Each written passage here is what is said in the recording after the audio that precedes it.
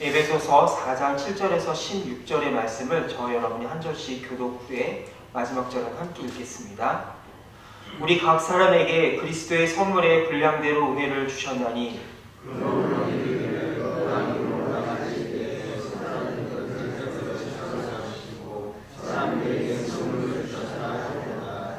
올라가셨다 하였은즉 땅 아래 낮은 곳으로 내리셨던 것이 아니면 무엇이냐?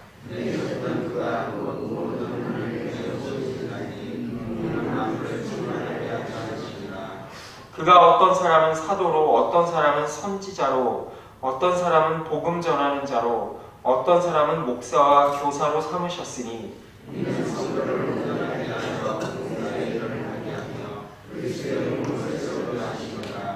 우리가 다 하나님의 아들을 믿는 것과 아는 일에 하나가 되어 온전한 사람을 이루어 그리스도의 장성한 분량이 충만한 데까지 이르리니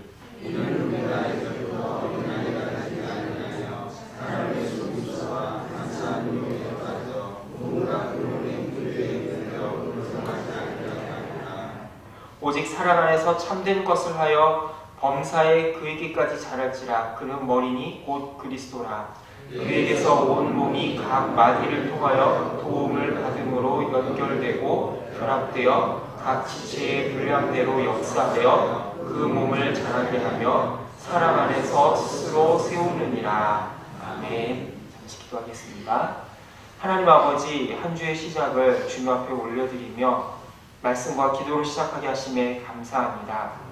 하나님 아버지 하나님, 오늘의 시작을 통하여 우리의 삶이 더 하나님 앞에 가까이 나아가는 삶이 되게 하여 주시고 이 하루가 주님 안에서 복된 하루가 될 수 있도록 인도하여 주시옵소서. 하나님의 뜻을 이루어드리는 하루가 되게 하여 주옵소서. 예수님의 이름으로 기도합니다. 아멘. 사도 바울이 쓴 편지를 사도 바울 서신이라고 합니다. 이 바울 서신을 보면은 대부분의 경우에 크게 두 가지 부분으로 나뉘게 되는데요. 먼저 사도 바울은 전반부에 걸쳐서 교리적인 부분에 대해서 이야기를 하고 후반부에 가서는 그 교리적인 가르침을 삶 속에서 어떻게 실천할 것인지에 대한 실천적인 권면으로 나뉘는 것을 보게 됩니다. 오늘 우리가 함께 읽은 이 에베소서 역시 전반부에는 교리적인 부분과 후반부에는 실천적인 부분으로 나뉘게 됩니다. 태초부터 성부 하나님이 우리를 위해서 계획하신 그 구원의 위대함과 놀라움, 그리고 성자 예수님이 어떻게 그 성부 하나님께서 계획하신 구원을 이루어 가셨는지에 대해서 이야기를 합니다. 특별히 사도 바울은 십자가로 인하여서 원수가 되었던 이방인과 유대인이 하나가 되어서 새로운 하나님의 가족을 이루었다라고 강조하고 있습니다. 그럼 이렇게 위대한 하나님의 구원이 우리의 삶 가운데 어떻게 적용되고 구체적으로 드러날 수 있을까요? 사도 바울은 이 하나님의 위대한 구원 계획이 드러나는 구체적인 방법론이자 통로로서 바로 그리스도의 몸, 바로 교회의 신비와 위대함에 대해서 이야기합니다.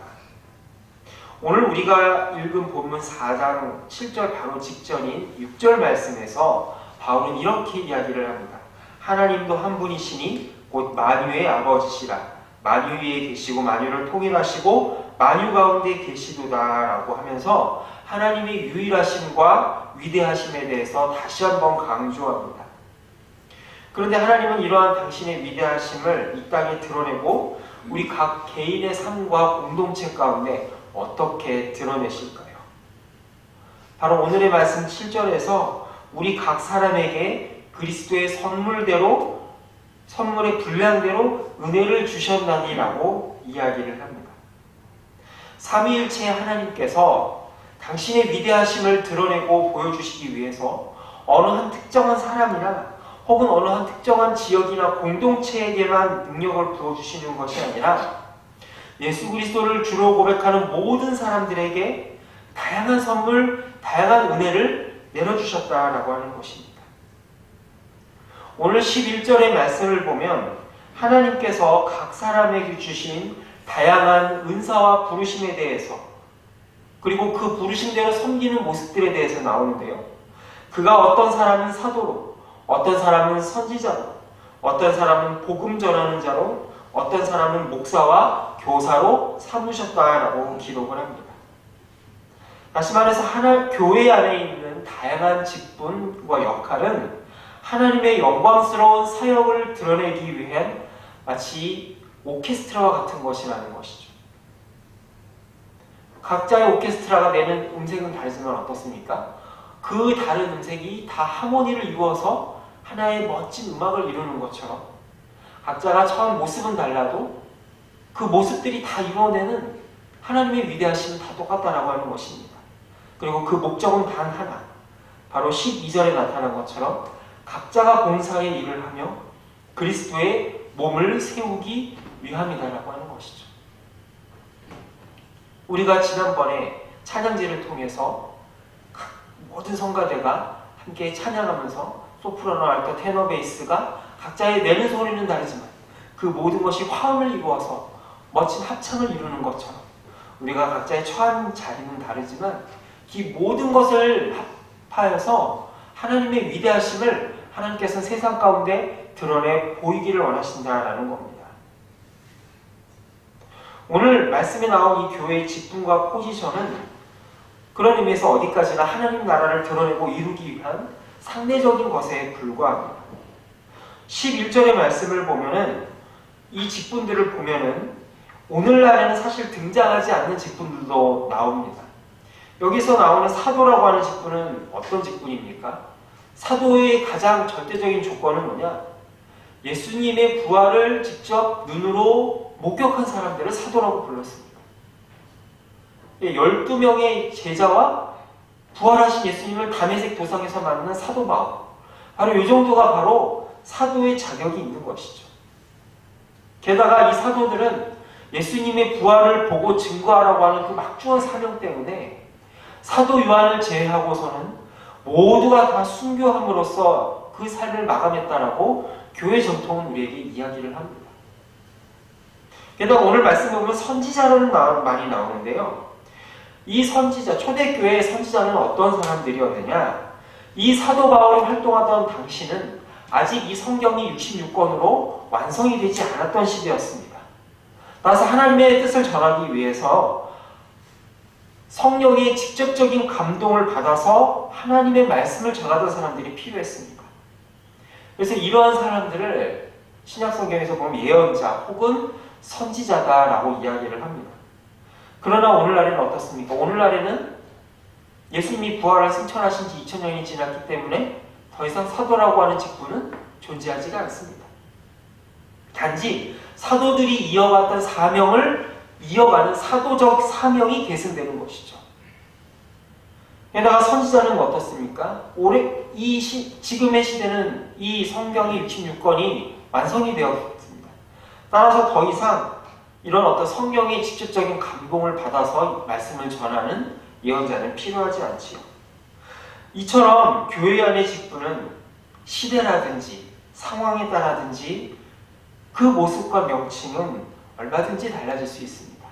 우리나라 같은 경우에는 유교의 영향을 받아서 윗사람들을 존중하는 어떤 장로교의 체제가 뿌리를 박은 반면에 미국 같은 경우에는 어떤 수평적인 의사결정을 중요시하고 각각 회중의 결정을 중요시하기 때문에 침례교가 다수를 이루는 것을 보게 됩니다. 또 어떤 지역에서는 감독제도의 전통이 남아있어서 성공회나 감리교의 어떤 교세가 강한 곳도 있는 것이죠. 이렇게 각각의 시대나 상황에 따라서 교회의 체제나 어떤 섬기는 모습들은 다 다를 수 있습니다. 그러나 한 가지 확실한 것은 어떠한 직분이든지 그 목적은 단 하나, 바로 그리스도의 풍요로움과 구원의 위대함을 드러내기 위함이지 어느 하나가 다른 하나보다 더 중요하다거나 위대함을 드러내기 위함이 아니라고 하는 것이죠. 물론 교회 안에서 더 수고하고 더 섬기는 사람들은 분명히 있습니다. 그리고 상대적으로 그 사람들에 비해서 덜 수고하는 사람은 있기 마련입니다. 대부분의 교회에서 보면 교역자들이나 중직자들은 더 수고하고 섬기는 위치에 있는 것이 사실입니다.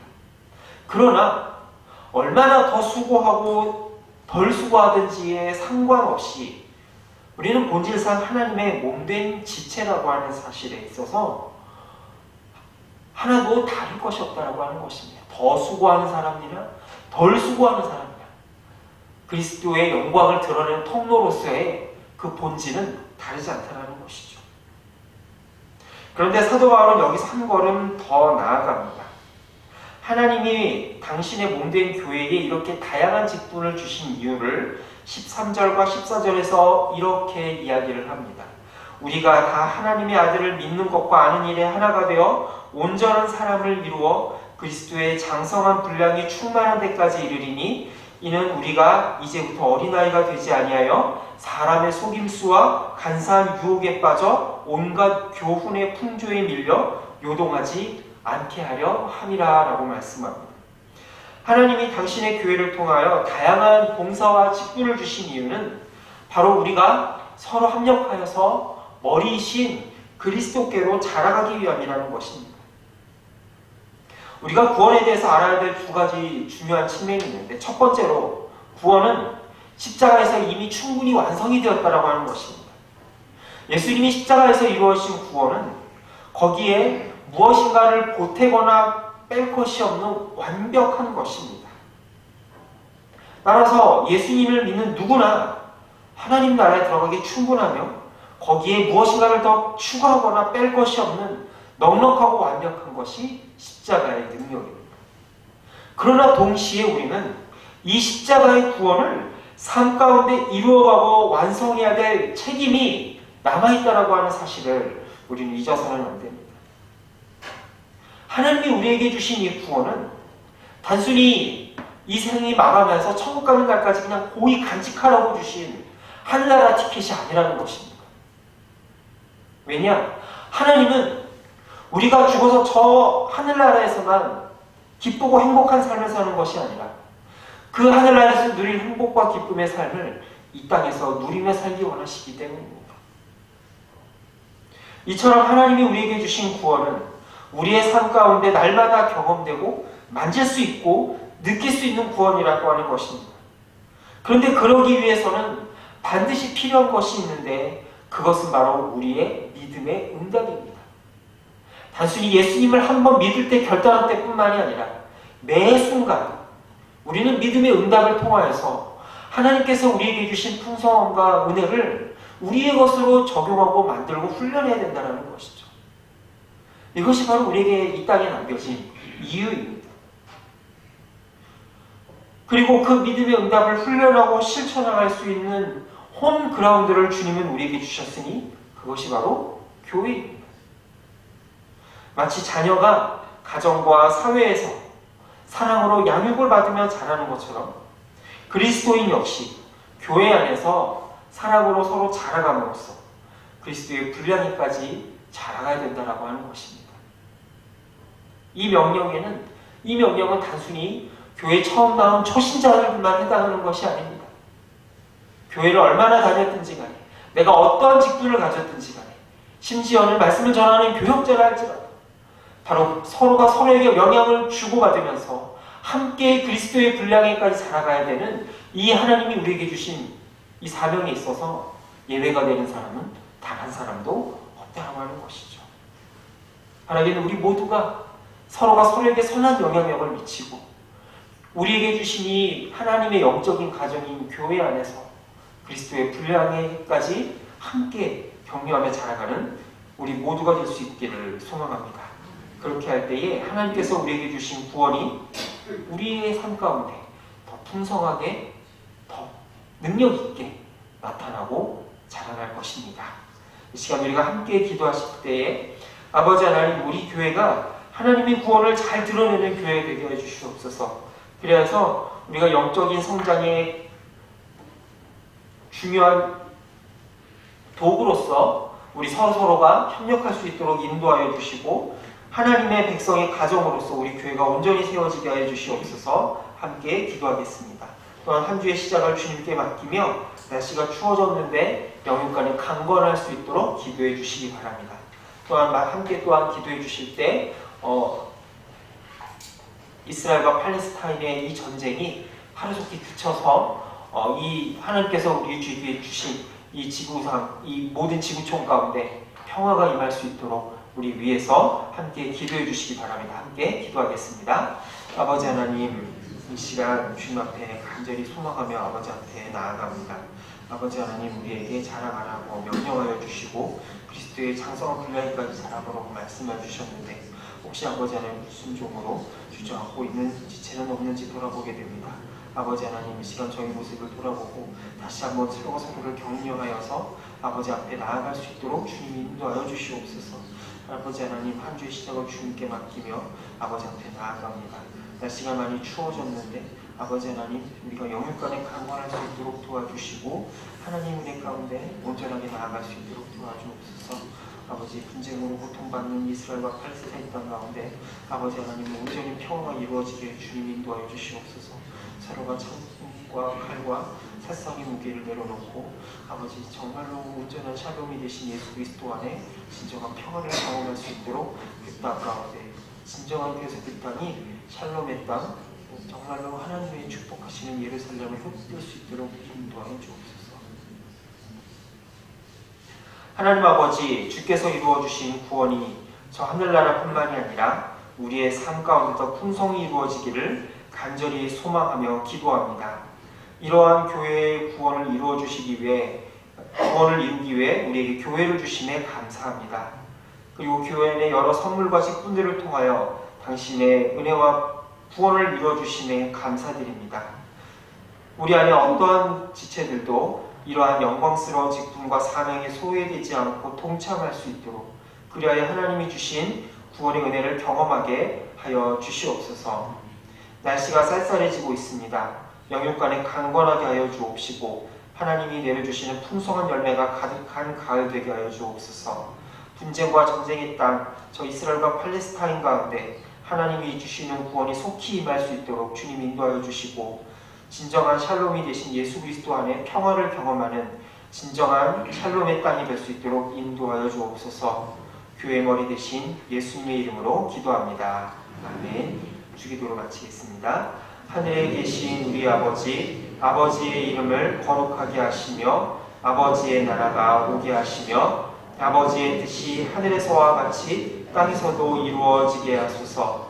오늘 우리에게 일용할 양식을 주시고 우리가 우리에게 잘못한 사람을 용서하여 준 것 같이 우리 죄를 용서하여 주시고 우리를 시험에 빠지지 않게 하시고 악에서 구하소서.